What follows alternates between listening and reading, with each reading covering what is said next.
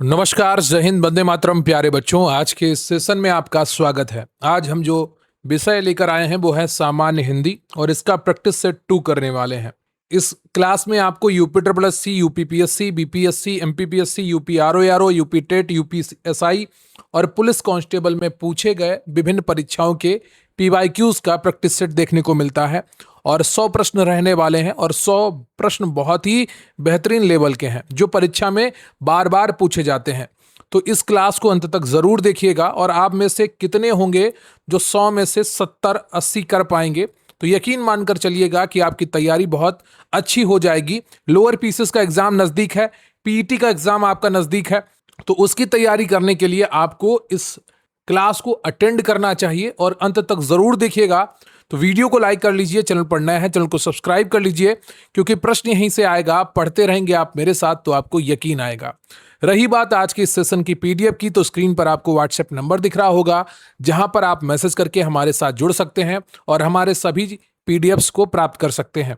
PDFs बहुत ही organised form में आपको दी जाती हैं जो प्रिंटेबल भी होती हैं। तो उसके लिए आप स्क्रीन पर दिख रहे व्हाट्सएप नंबर पर मैसेज करिए और हमारे साथ जुड़िए। चलिए शुरू करते हैं आज का ये बेहतरीन सेशन। सामान्य हिंदी प्रैक्टिस सेट 2।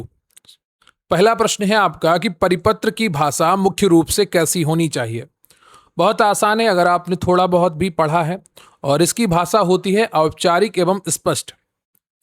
परिपत्र यानी कि सर्कुलर एक शासकीय पत्राचार है जो एक साथ अनेक विभागों को भेजा जाता है। चूंकि यह एक सरकारी दस्तावेज होता है, इसलिए इसकी भाषा सदैव औपचारिक, स्पष्ट और प्रशासनिक होनी चाहिए। आरओ का प्रश्न है। अगला प्रश्न है आपका कि शासकीय पत्रों में विषय का उल्लेख कहाँ किया जाता है। तो इसका उल्लेख होता है संबोधन से पूर्व। शासकीय पत्रों में विषय का उल्लेख पत्रांक व दिनांक आदि के बाद में और महोदय संबोधन से ठीक पहले किया जाता है। इससे पत्र प्राप्तकर्ता को पत्र का मुख्य उद्देश्य तुरंत समझ आ जाता है। अगला प्रश्न है आपका कि जब कोई अधिकारी किसी दूसरे अधिकारी को व्यक्तिगत नाम से पत्र लिखता है तो उसे क्या कहते हैं। तो उसे अर्धशासकीय पत्र कहते हैं। अर्धशासकीय पत्र या डेमी ऑफिशियल लेटर का प्रयोग तब होता है जब दो अधिकारी व्यक्तिगत स्तर पर किसी कार्य को शीघ्रता से निपटाना चाहते हैं। इसमें महोदय की जगह प्रिय या आदरणीय का प्रयोग होता है और यह प्रथम पुरुष मैं या हम की शैली में लिखा जाता है। अगला प्रश्न है आपका कि अधिसूचना के संबंध में कौन सा कथन गलत है। यह राजपत्र में प्रकाशित होती है, सही बात है। इसकी भाषा अन्य पुरुष शैली में होती है। इसकी भाषा प्रथम पुरुष शैली में होती है। यह राष्ट्रपति या राज्यपाल की ओर से जारी मानी जाती है, तो इसकी भाषा प्रथम पुरुष शैली में नहीं होती है। अधिसूचना नोटिफिकेशन हमेशा अन्य पुरुष यानी कि थर्ड पर्सन शैली में लिखी जाती है। जैसे सर्वसाधारण को सूचित किया जाता है कि, यह प्रथम पुरुष मैं सूचित करता हूं कि शैली में नहीं लिखी जाती है। बीपीएससी का यह प्रश्न है। अगला प्रश्न है आपका कि अनुस्मारक पत्र के संबंध में सत्य कथन कौन सा है। तो सही उत्तर है आपका यहां पर ऑप्शन बी।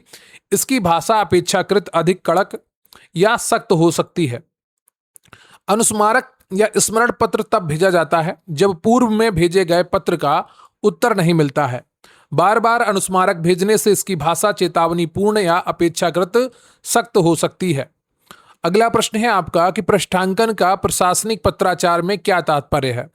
पत्र को निरस्त करना, मूल पत्र को संलग्न कर अन्य को प्रेषित करना या प्रतिलिपि भेजना, पत्र का उत्तर देना या पत्र को सुरक्षित रखना। तो सही उत्तर है आपका ऑप्शन बी, मूल पत्र को संलग्न कर अन्य को प्रेषित करना या प्रतिलिपि भेजना। जब किसी पत्र या ज्ञापन या आदेश की प्रतिलिपि सूचना या आवश्यक कार्रवाई हेतु अन्य अधिकारी विभागों को भेजी जाती है तो उसे पृष्ठांकन कहते हैं। अगला प्रश्न है आपका कि कार्यालय ज्ञापन का प्रयोग मुख्य रूप से किसके लिए होता है। तो कार्यालय ज्ञापन का प्रयोग, ऑफिस मेमोरेंडम का प्रयोग समान स्तर के अधिकारियों कर्मचारियों के बीच सूचना हेतु। कार्यालय ज्ञापन का प्रयोग किसी एक ही मंत्रालय या कार्यालय के भीतर समान स्तर या अधीनस्थ कर्मचारियों को सूचना या निर्देश देने के लिए किया जाता है। अगला प्रश्न है आपका कि निम्नलिखित में से किस पत्र में महोदय या महोदया संबोधन का प्रयोग सामान्यतः नहीं होता है। शासकीय पत्र, अर्धशासकीय पत्र, कार्यालय आदेश या कार्यालय ज्ञापन। तो यहां पर सही उत्तर है आपका ऑप्शन बी, अर्धशासकीय पत्र। अर्धशासकीय पत्र डीओ लेटर में व्यक्तिगत स्तर पर लिखा जाता है, अतः इसमें प्रिय श्री या आदरणीय का प्रयोग होता है। महोदय पूरी तरह से औपचारिक और शासकीय पत्रों में प्रयुक्त होता है। अगला प्रश्न है आपका कि जब कोई मंत्रालय अपने ही विभागों या अनुभागों को कोई निश्चित आदेश या निर्देश देता है तो उसे क्या कहा जाता है? तो उसे क्या कहा जाता है? उसे कार्यालय आदेश कहा जाता है। किसी मंत्रालय या कार्यालय द्वारा अपने ही कर्मचारी अनुभागों को छुट्टी, नियुक्ति, स्थानांतरण आदि से संबंधित निर्देश देने के लिए कार्यालय आदेश जारी किया जाता है, ऑफिस ऑर्डर। अगला प्रश्न है आपका कि प्रेस विज्ञप्ति में यदि प्रकाशन की तिथि व समय पहले से निश्चित कर दिया जाए तो उसे क्या कहते हैं? तो उसे कहते हैं समयबद्ध विज्ञप्ति, एम्बार्गो। जब सरकार या संस्था यह निर्देश देती है कि अमुक प्रेस विज्ञप्ति एक निश्चित तिथि और समय से पहले समाचार पत्रों में प्रकाशित ना की जाए तो इसे एम्बार्गो या समयबद्ध विज्ञप्ति कहते हैं। अगला प्रश्न है आपका कि वा वर्ण का उच्चारण स्थान क्या है? दंत्य है, ओष्ठ है, दंतोष्ठ है या कंठोष्ठ है? बताइएगा। इसका सही उत्तर है आपका ऑप्शन सी, दंतोष्ठ।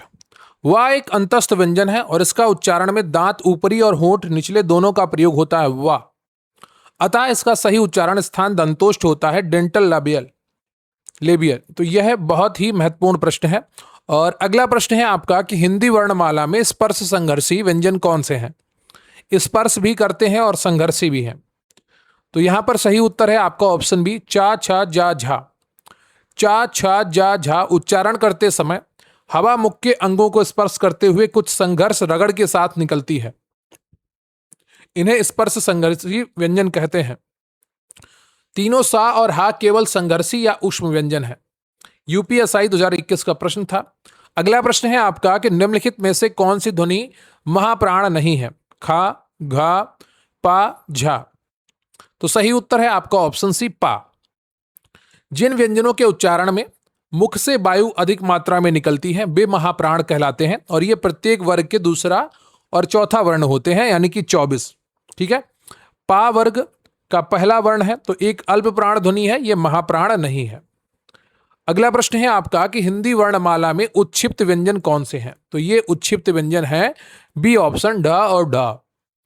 जिन व्यंजनों के उच्चारण में जीभ ऊपर उठकर मूर्धा को छूकर झटके से नीचे गिरती है उन्हें उच्छिप्त या फेंका हुआ या द्विगुण व्यंजन कहते हैं। इनकी संख्या 2 है, ढा और ढा। अगला प्रश्न है आपका कि अर्धस्वर किन्हें कहा जाता है? तो अर्धस्वर कहा जाता है या और वा को। या और वा ध्वनियां कभी स्वर और कभी व्यंजन का कार्य करती हैं, इसलिए इन्हें अर्धस्वर माना जाता है। इनका उच्चारण स्वरों और व्यंजनों के बीच का होता है। अगला प्रश्न है आपका कि निम्नलिखित में से काकल्य ध्वनि कौन सी है? ग्लोटल। तो बताइएगा। सही उत्तर है आपका ऑप्शन सी, हा। जिस ध्वनि के उच्चारण में मुख गुहा खुली रहती है और हवा कंठ द्वार काकल से झटके से बाहर निकलती है उसे काकल्य ध्वनि कहते हैं। हिंदी में हा एकमात्र काकल्य ध्वनि मानी जाती है, हा। अगला प्रश्न है आपका कि मात्रा या उच्चारण काल के आधार पर प्लुप्त स्वर का उदाहरण कौन सा है? तो प्लुप्त स्वर का उदाहरण है आपका सी ऑप्शन, ओम। जिन स्वरों के उच्चारण में दीर्घ स्वर से भी अधिक 3 मात्रा का समय लगता है उन्हें प्लुप्त स्वर कहते हैं। जैसे ओम, तो यहां पर 3 मात्रा दिखाने के लिए 3 का प्रयोग होता है, हे राम आदि। अगला प्रश्न है आपका कि निम्नलिखित में से कौन सा स्वर समृद्ध है? तो समृद्ध स्वर कौन सा हो जाएगा आपका? ई। जिन स्वरों के उच्चारण में मुख द्वार सबसे कम खुलता है, लगभग बंद रहता है, वे समृद्ध स्वर कहलाते हैं। ई, उ समृद्ध स्वर है और आ जो है आपका ये विवृत स्वर है, पूरा मुख खुल जाता है। रा व्यंजन का सही विवरण क्या है? लुंठित, प्रकंपित, अल्प प्राण, सघोष, वर्ष। पार्श्विक, महाप्राण, अघोष, दंत्य। उत्क्षिप्त, सघोष, अल्प प्राण, मूर्धन्य। संघर्षी, अघोष, महाप्राण, तालव्य। तो सही उत्तर है आपका ऑप्शन ए। रा उच्चारण में जीभ में कंपन होता है, अतः यह लुंठित या प्रकंपित है। यह अंतस्थ है, अतः अल्प प्राण व सघोष है। इसका उच्चारण स्थान मसूड़ा या वत्स होता है। यूपी वीडियो 2018 का प्रश्न है। अगला प्रश्न है आपका कि कौन सा वर्ण अघोष और महाप्राण दोनों है? तो सही उत्तर है आपका ऑप्शन छा।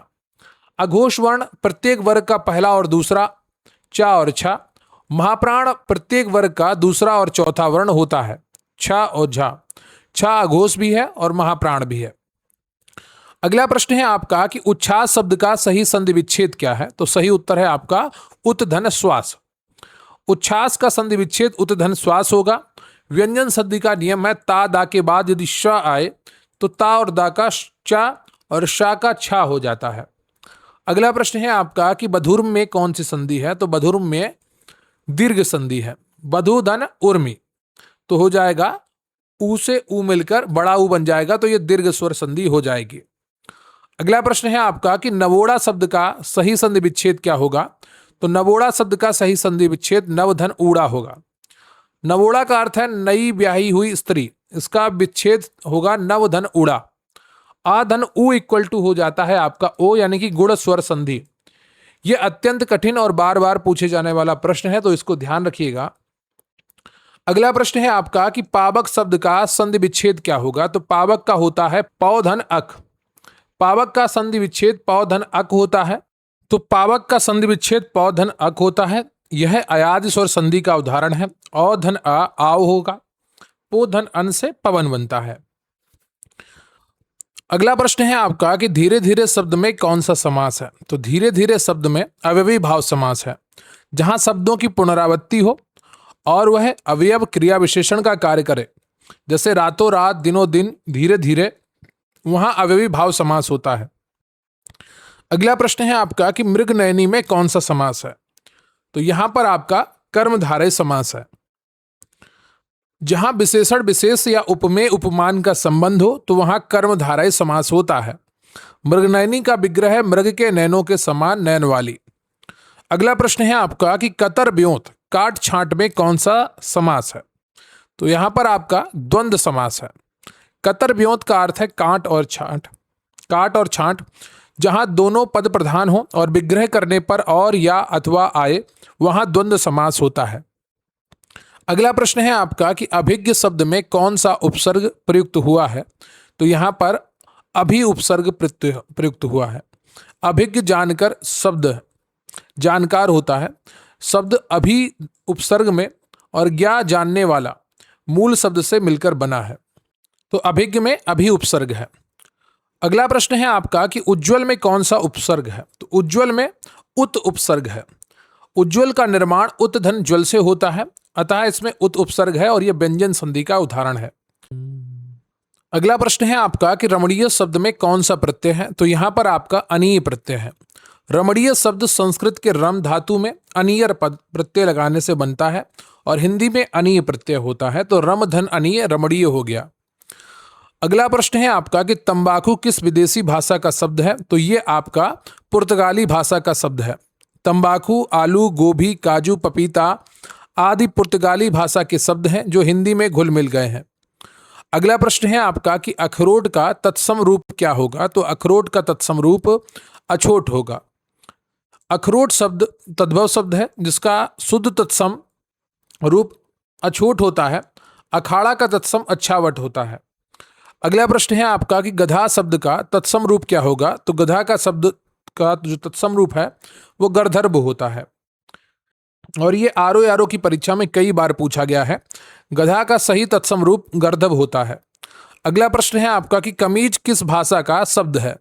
तो ये आपका पुर्तगाली भाषा का शब्द है।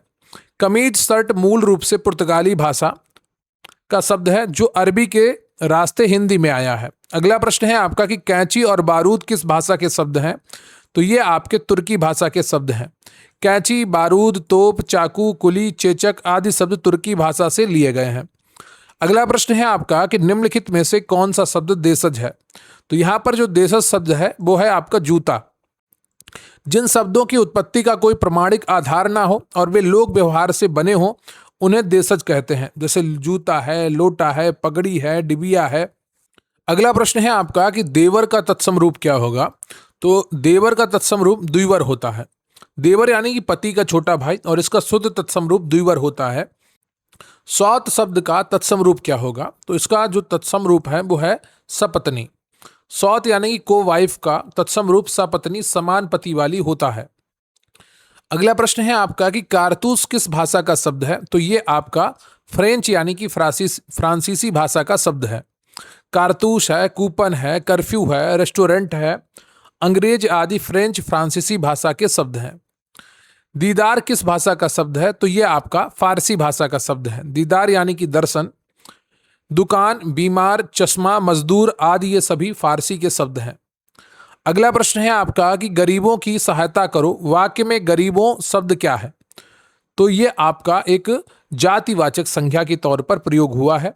जब कोई विशेषण बहुवचन के रूप में प्रयोग होता है, जैसे गरीब से गरीबों, तो वह विशेषण ना रहकर जातिवाचक संज्ञा बन जाता है। जैसे अमीर से अमीरों, यहाँ गरीबों एक पूरे वर्ग जाति का बोध करा रहा है, तो ये एक क्या बन गई? जातिवाचक संज्ञा बन गई। अगला प्रश्न है आपका कि तेजस्वी में कौन सा विशेषण है? तो तेजस्वी में गुणवाचक विशेषण है। तेजस्वी शब्द किसी व्यक्ति के गुण या विशेषता को बताता है, जैसे तेजस्वी बालक, अतः ये गुणवाचक विशेषण है। अगला प्रश्न है आपका कि हथियाना लतियाना किस प्रकार की क्रिया है? तो ये आपकी नाम धातु क्रिया है। संज्ञा, सर्वनाम या विशेषण शब्दों से बनने वाली क्रियाओं को नाम धातु क्रिया कहते हैं, जैसे हाथ से हथियाना, लात से लतियाना, बात से बतियाना।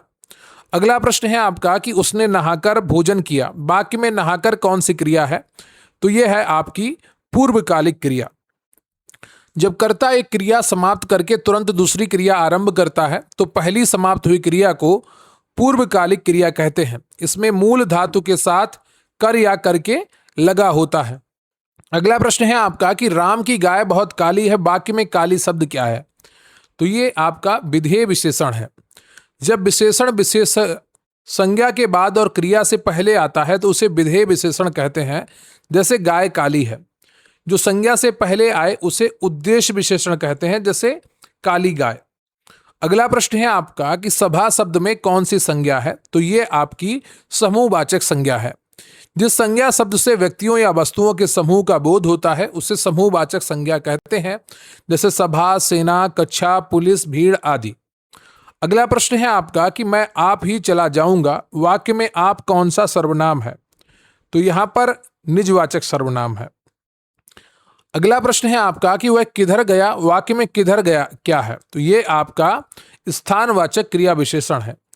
किधर शब्द दिशा या स्थान का बोध करा रहा है कि क्रिया की किस स्थान की ओर हुई है, अतः ये स्थानवाचक क्रिया विशेषण है। अगला प्रश्न है आपका कि मोहन से चला नहीं जाता। इस वाक्य में कौन सा वाच्य है?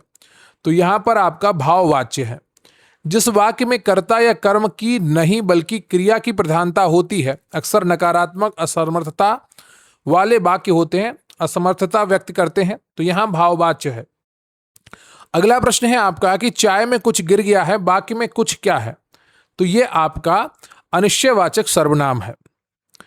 जिन सर्वनामों से किसी निश्चित वस्तु या व्यक्ति का बोध नहीं होता है उन्हें अनिश्चयवाचक सर्वनाम कहते हैं। कुछ एक निर्जीव के लिए और कोई सजीव के लिए प्रयुक्त होने वाला अनिश्चयवाचक सर्वनाम है। अगला प्रश्न है आपका कि अमीय शब्द का पर्यायवाची क्या है? तो अमीय शब्द का पर्यायवाची अमृत है। अमीय का अर्थ अमृत होता है। अमृत के अन्य पर्यायवाची सुधा, पीयूष, सोम, मधु, सुरभोग। अगला प्रश्न है आपका कि नैसर्गिक का सही विलोम शब्द क्या है?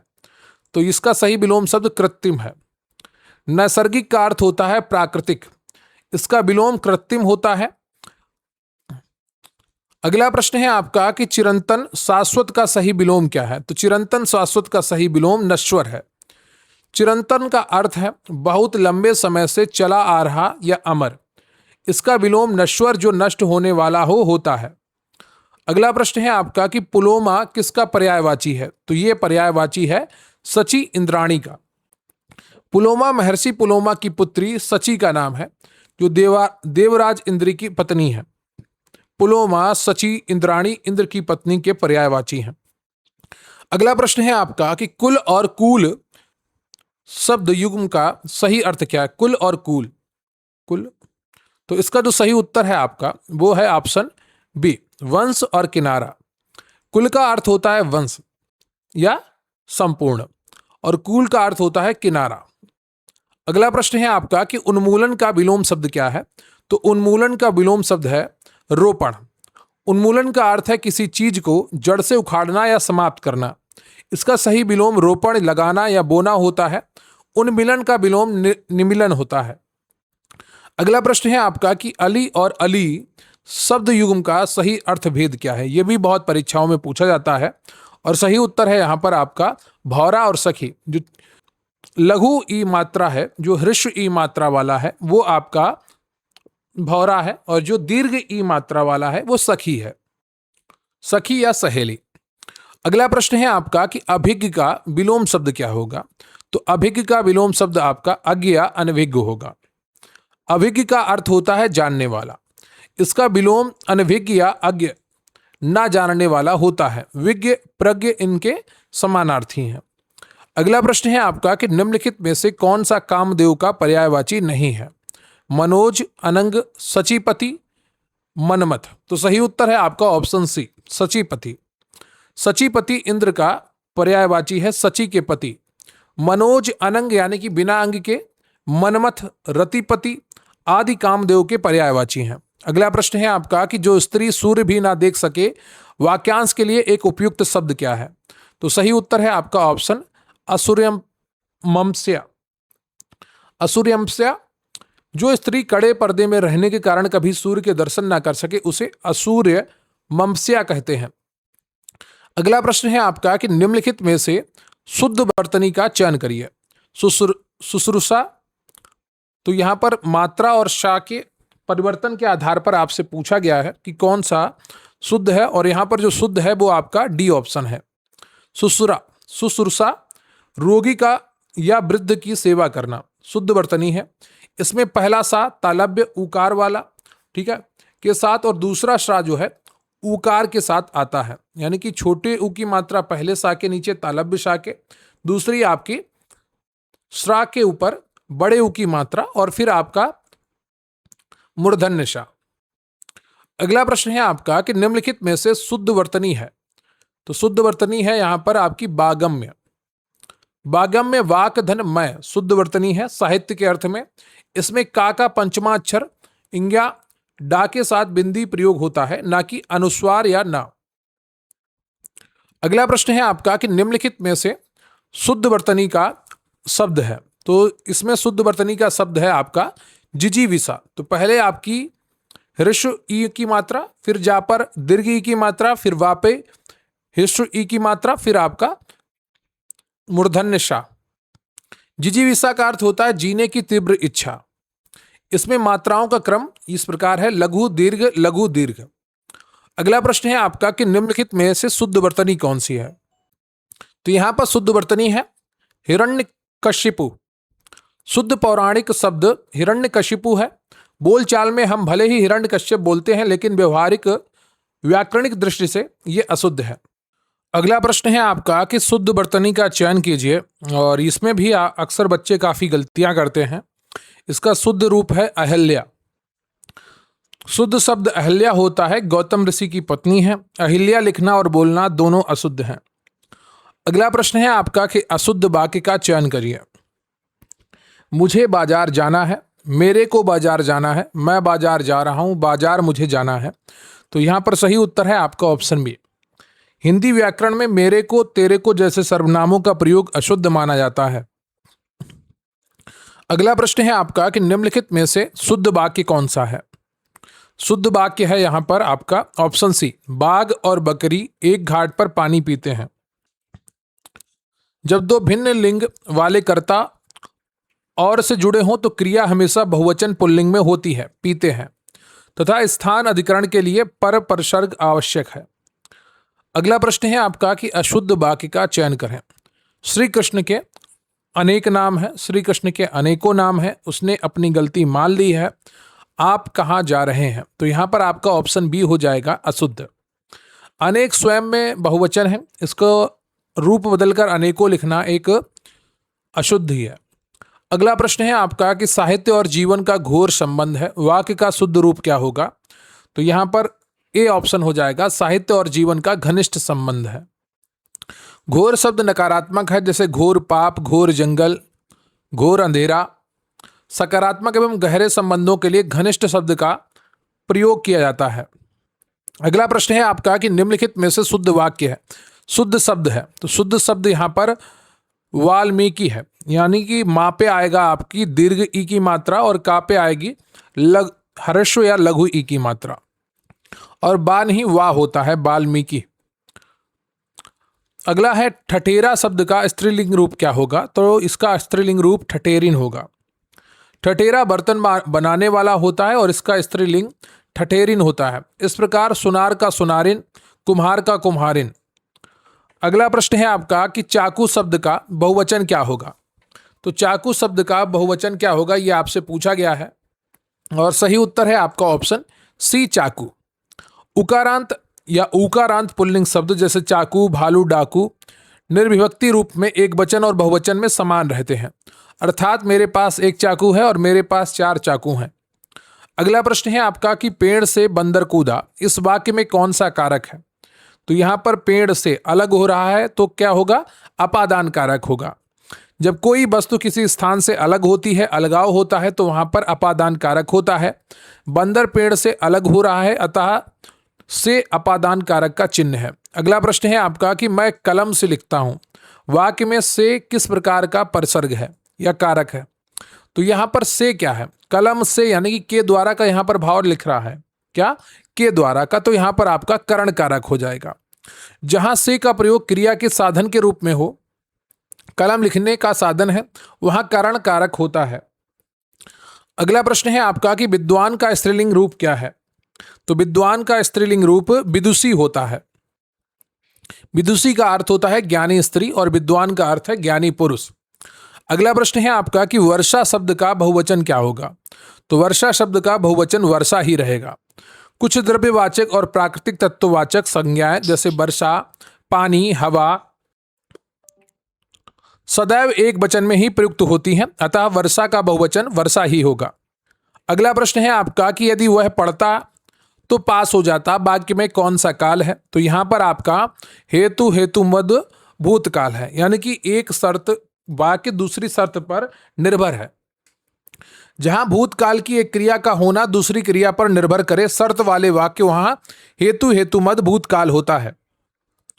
शायद कल बारिश हो, यह किस काल का उदाहरण है? तो यह आपका संभाव्य भविष्यत काल का उदाहरण है। जहां आने वाले समय भविष्य में किसी कार्य के होने की संभावना व्यक्त की जाए, वहां संभाव्य भविष्यत काल होता है। अगला प्रश्न है आपका कि अधिकरण कारक का परसर्ग चिन्ह कौन सा है? तो सही उत्तर है आपका ऑप्शन सी, में पर। अधिकरण कारक क्रिया के होने के स्थान या समय आधार का बोध कराता है। इसके परसर्ग में जैसे कमरे में और पर जैसे छत पर है। लड़के ने पुस्तक पढ़ी है, वाक्य का काल पहचानिए। तो लड़के ने पुस्तक पढ़ी है, यह पूर्ण वर्तमान काल है। क्रिया के जिस रूप से कार्य के अभी अभी वर्तमान समय में पूर्ण होने का बोध हो, उसे पूर्ण वर्तमान या आसन्न भूतकाल कहते हैं। अगला प्रश्न है आपका कि मैं चाहता हूं कि तुम डॉक्टर बनो, यह कैसा वाक्य है? तो सही उत्तर है आपका यहां पर ऑप्शन बी, मिश्र वाक्य है। जहां एक प्रधान उपवाक्य मैं चाहता हूं हो और दूसरा आश्रित उपवाक्य तुम डॉक्टर बनो समुच्चय बोधक अवयव की से जुड़ा हो, वहां मिश्र वाक्य होता है। अगला प्रश्न है आपका कि आहा कितना सुंदर दृश्य है, में आहा के बाद कौन सा चिन्ह लगेगा? तो यहां पर जो चिन्ह लगेगा वो है विस्मयादि बोधक। हर्ष, शोक, घृणा, विस्मय आदि भावों को प्रकट करने वाले शब्दों के बाद विस्मयादि बोधक का प्रयोग किया जाता है। अगला प्रश्न है आपका कि जब किसी के कथन को ज्यों का त्यों हूबहू उद्धृत करना हो तो किस चिन्ह का प्रयोग होता है? तो वहां पर उद्धरण चिन्ह का प्रयोग होता है। किसी की कही हुई बात को बिना परिवर्तन के लिखने के लिए दोहरे उद्धरण चिन्ह का प्रयोग होता है, डबल इन्वर्टेड कामा। अगला प्रश्न है आपका कि योजक चिन्ह हाइफन का प्रयोग सामान्यतः कहां होता है? तो द्वंद्व समास या समानार्थी शब्दों के बीच में। योजक चिन्ह का प्रयोग दो शब्दों को जोड़ने के लिए होता है, जैसे माता पिता, दिन रात, धीरे धीरे, मुख्य रूप से द्वंद्व समास में किया जाता है। अगला प्रश्न है आपका कि मोहन नहीं आने वाला है, यह किस प्रकार का वाक्य है? तो यह एक प्रकार का निषेधवाचक वाक्य है। जिस वाक्य से किसी कार्य के ना होने मनाही का बोध हो उसे निषेधवाचक वाक्य कहते हैं। अगला प्रश्न है आपका कि वाक्य के मुख्य घटक अंग कौन से होते हैं? तो वाक्य के मुख्य घटक अंग उद्देश्य और विधेय होते हैं। प्रत्येक वाक्य के दो मुख्य अंग होते हैं। उद्देश्य जिसके बारे में बात की जाए अर्थात कर्ता, विधेय उद्देश्य के बारे में जो कुछ कहा जाए। अगला प्रश्न है आपका कि समानाधिकरण शब्दों, एक समान महत्व वाले शब्दों को अलग करने के लिए किस विराम चिन्ह का प्रयोग होता है? तो सही उत्तर है आपका ऑप्शन ए, अल्प विराम। एक ही वाक्य में आए समान श्रेणी के शब्दों जैसे राम, श्याम, मोहन और गीता को अलग करने के लिए अल्प विराम यानी कि कॉमा का प्रयोग किया जाता है। अगला प्रश्न है आपका कि कोष्ठक का प्रयोग मुख्य रूप से किसके लिए होता है? किसी शब्द का अर्थ स्पष्ट करने के लिए। तो बी ऑप्शन आपका यहां पर सही हो जाएगा। वाक्य के किसी कठिन शब्द या पद का अर्थ अधिक स्पष्ट करने के लिए उसी वाक्य के बीच में कोष्ठक का प्रयोग किया जाता है।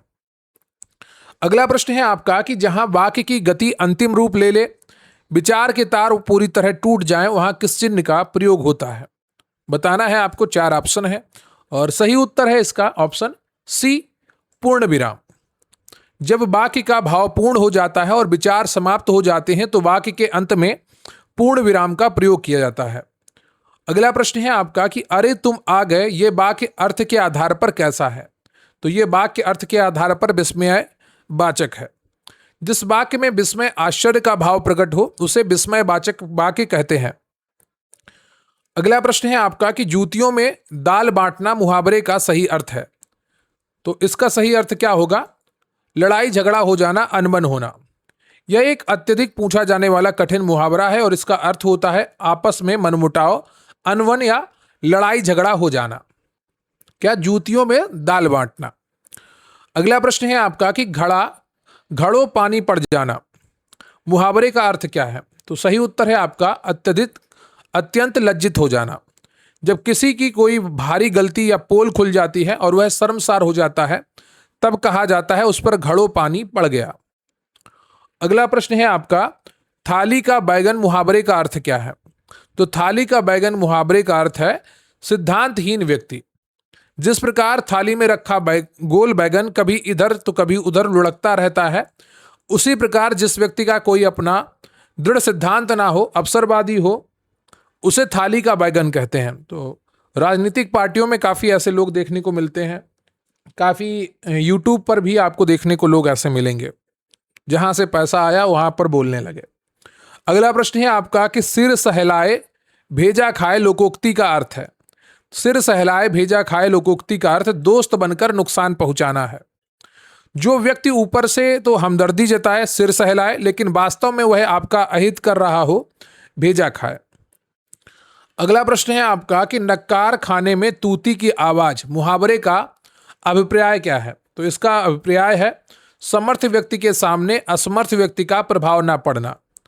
जहां बहुत शोर बड़े लोगों की चलती हो वहां किसी छोटे या कमजोर व्यक्ति तूती की बात का कोई प्रभाव नहीं पड़ता। तो क्या हुआ इसका अर्थ? इसका हुआ कि बड़े और प्रभावशाली लोगों के सामने छोटे और कम प्रभाव वाले व्यक्ति की बात का कोई प्रभाव नहीं पड़ता है। अगला प्रश्न है आपका कि कूप मंडूक होना मुहावरे का सही अर्थ है। तो इसका सही उत्तर है आपका सीमित ज्ञान या अनुभव होना। कुएं के मेढक कूप मंडूक को लगता है कि दुनिया सिर्फ कुएं जितनी ही है, अर्थात जिसका ज्ञान और अनुभव अत्यंत सीमित हो तो वो क्या करता है? वो कूप मंडूक होता है।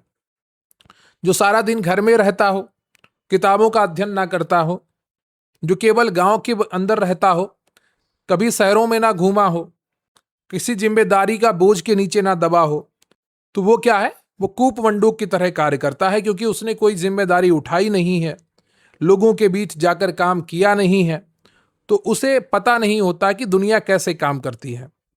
अगला प्रश्न है आपका कि बछिया का ताऊ मुहावरे का अर्थ है। तो बछिया का ताऊ मुहावरे का अर्थ है अत्यधिक मूर्ख व्यक्ति। बछिया का ताऊ अर्थात बैल मुहावरे का प्रयोग ऐसे व्यक्ति के लिए किया जाता है जो निरा मूर्ख या निपट बेवकूफ हो। अगला प्रश्न है आपका कि हंसुए के ब्याह में खुरपे का गीत लोकोक्ति का अर्थ क्या है? इसका अर्थ है असंगत बातें करना। जब प्रसंग कुछ और चल रहा हो और व्यक्ति उससे बिल्कुल ही बेमेल या असंगत बात करने लगे तो ये होता है हंसुए के ब्याह में खुरपे के गीत। तो ऐसा आप न्यूज़ डिबेट में देखते होंगे, जब किसी पार्टी के ऊपर कोई बात लाई जाती है तो उसका प्रवक्ता कहीं और की ही बात करने लगता है, तो क्या होता है? हंसुए के ब्याह में खुरपे का गीत। अगला प्रश्न है आपका कि आंख के अंधे नाम नयन सुख लोकोक्ति का अर्थ क्या है? तो सही उत्तर है आपका गुण के विरुद्ध नाम होना। जब किसी व्यक्ति का नाम तो बहुत अच्छा हो लेकिन उसके काम या गुण उसके नाम के बिल्कुल विपरीत हो। अगला प्रश्न है आपका कि अंडे का शहजादा मुहावरे का अर्थ क्या है? तो सही उत्तर है आपका अनुभवहीन व्यक्ति। जो अभी अंडे से ही बाहर नहीं निकला, अर्थात जिसने अभी दुनिया ही नहीं देखी, उसे अनुभवहीन व्यक्ति कहते हैं। तो अंडे का शहजादे का क्या अर्थ हुआ? अनुभवहीन व्यक्ति। तो आज का ये सेशन आपका कंप्लीट होता है। वीडियो को लाइक कर लीजिएगा और कमेंट करके बताइएगा कि आज का सेशन कैसा लगा। कमेंट बॉक्स में जाके वीडियो हाइप का ऑप्शन मिलता है, वहां से वीडियो को हाइप भी कर दीजिएगा। और चैनल पर नए हैं, चैनल को सब्सक्राइब कर लीजिएगा और हो सके तो अपने दोस्तों के साथ भी शेयर करिएगा। अभी हमारा बहुत छोटा सा परिवार है, बहुत छोटा सा चैनल है क्विक रिवीजन क्लासेस। अगर आप लोग सहयोग देते रहेंगे, अपना प्यार देते रहेंगे, तो हम भी धीरे धीरे बढ़ते चले जाएंगे आगे। आपके लिए लगातार मेहनत की जा रही है और ये परिश्रम जारी रहेगा आपके लिए सदैव। बस आपको अच्छे से मेहनत करनी है और मेहनत के साथ लगन और धैर्य दोनों बनाकर रखना है। लगन और धैर्य जब दोनों मिल जाते हैं तो परिणाम आपके पक्ष में आना तय है। बस समय आने की बात है कि आपका सही समय कब शुरू होने वाला है। तो इस उम्मीद में, इस इच्छा शक्ति के साथ लगे रहिए कि आपका सिलेक्शन पक्का है। तो आज का सेशन आपको कैसा लगा? इन 100 प्रश्नों में से कितने प्रश्न आपको आए, कमेंट बॉक्स में जरूर बताइएगा। और रही बात इस सेशन की पीडीएफ की, तो संबंधित बैच में ये पीडीएफ उपलब्ध करवा दी जाएगी। अगर आप भी हमारे साथ जुड़ना चाहते हैं तो स्क्रीन पर आपको व्हाट्सएप नंबर दिया गया है, जहां पर जाकर आप हमें मैसेज कर सकते हैं और बेहतरीन कंटेंट प्राप्त कर सकते हैं। सभी कंटेंट सुव्यवस्थित ढंग से आपको प्रिंटेबल फॉर्म में उपलब्ध कराए जाते हैं, जिससे आप उन्हें आसानी से मोबाइल पर भी पढ़ पाएं और आसानी से प्रिंट भी कर पाएं। तो हमारे साथ जुड़ने के लिए आपको स्क्रीन पर दिख रहे व्हाट्सएप नंबर पर मैसेज करना है, अपने एग्जाम का नाम लिखना है और पूरा कंटेंट हम आपको उपलब्ध कराएंगे। तो आज के लिए बस इतना ही, मिलेंगे फिर नेक्स्ट सेशन में। तब तक के लिए जय हिंद, जय भारत।